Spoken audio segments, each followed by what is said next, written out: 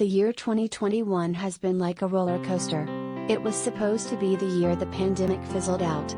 Instead, it was a year of intense whiplash.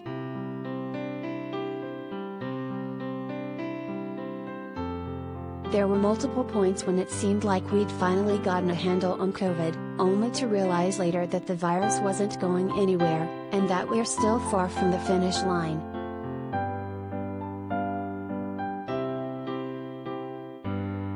The relief that came with the rollout of vaccines was followed by news of a more transmissible variant, Delta, gaining steam around the world. And just as the Delta surge started to settle, scientists identified a new strain called Omicron, raising anxiety again.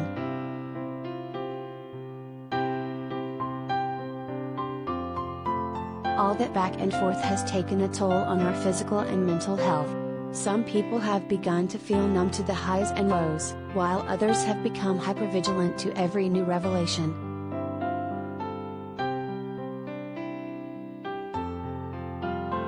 Here's how this kind of whiplash affects our health, and how to cope with it.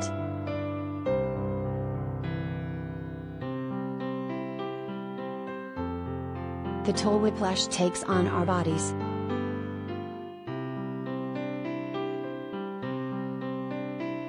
Throughout the pandemic, a lot of people have coped by hoping that specific, reachable goals, like the authorization of vaccines, or the reopening of schools and businesses, would signal the end of the pandemic.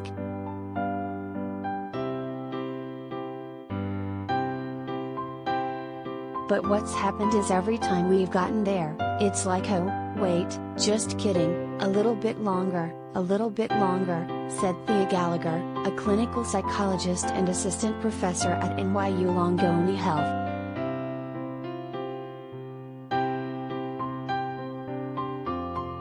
People naturally want predictability and control, some more than others. So, it can be taxing to repeatedly expect things to go one way, only to have them go another. This sort of mindset can bring on a lot of disappointment, anger and stress. Not to mention, it can be exhausting to constantly pivot between fear and relief.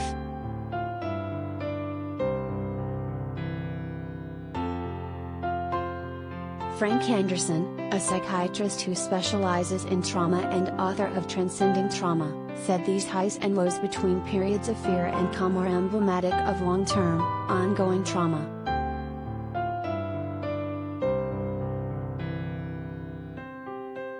During stressful or traumatic experiences, our bodies release the stress hormone cortisol and we become hyper-aroused. But when the stressor is removed, we recover and move on.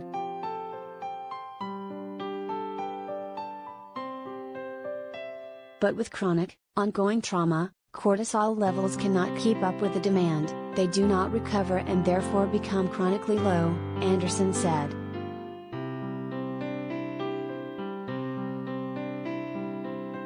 This cycle taxes the stress system and eventually it burns out.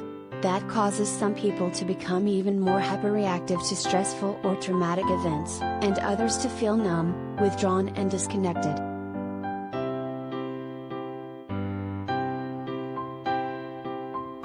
When that happens over and over, people become exhausted and worn out and less able to mount an appropriate response when there's a real, actual threat to their safety or well-being, said Lucy McBride, an internal medicine physician in Washington, D.C.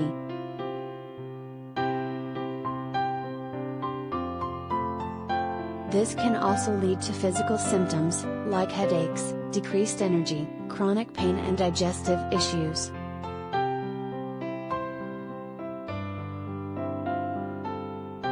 How to cope with pandemic whiplash.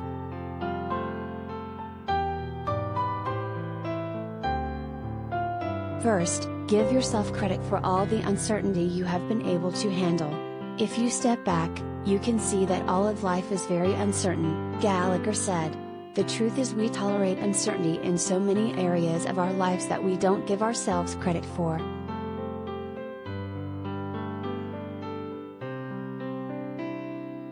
Next, accept what you cannot control.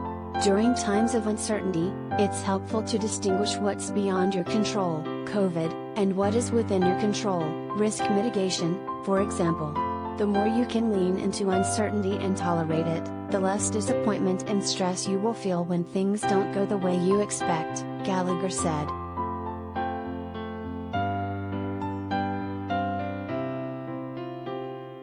Focus on the moment.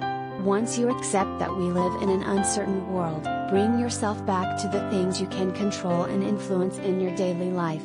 Doing so restores your sense of agency, McBride said.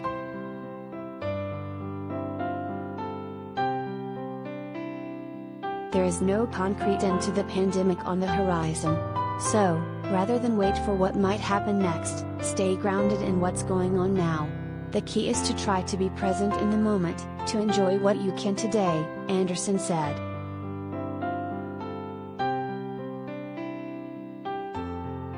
Be intentional about how you consume information. Gallagher advises her patients to limit how much time they spend reading the news. They should be informed and able to make safe decisions, but not overwhelmed.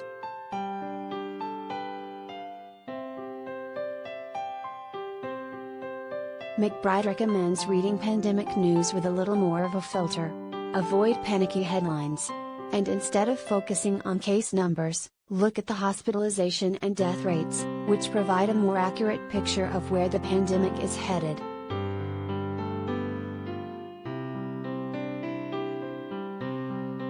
Finally, if you are suffering, reach out.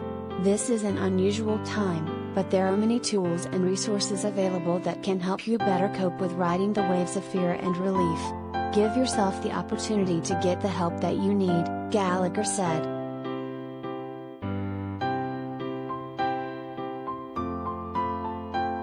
Correction, due to an editing error, a previous version of this story stated Gallagher worked at the University of Pennsylvania School of Medicine.